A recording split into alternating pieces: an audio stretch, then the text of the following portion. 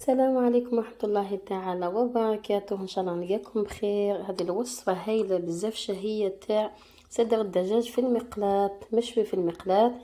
تابعوني لي فيه باش تشوفوا كامل الوصفة. هنايا فوتوا للمقادير كما تشوفوا لنا. نحط اول حاجة في المقلاة شوية تاع زيت زيتون. لما هذاك نخلي الزيت سخن نوعي لكم لهنا قطعت هذوك الشرائح تاع الدجاج كيما هكذا طوال صدر الدجاج. نحط عليه عصير ليمون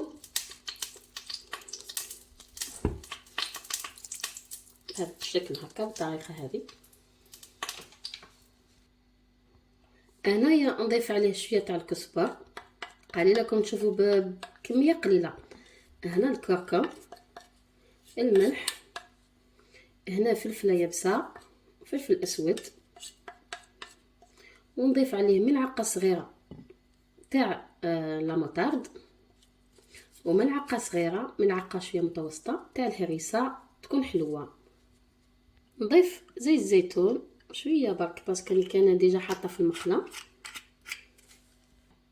وهنايا نستعمل يد ونخلطهم كامل مع بعضهم باش يدخلوا كامل هذوك التوابل بيان.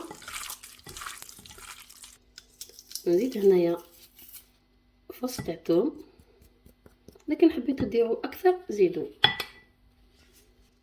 وزيدوا عليها يا يوغورت طبيعي ولا شويه تاع لا كريم فريش.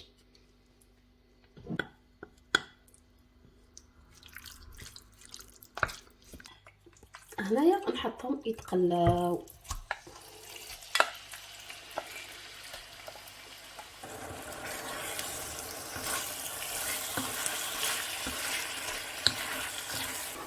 فوالا هنا نجيب نحط الفلفل الحار والحلو مخلطين ونضيف عليه البصل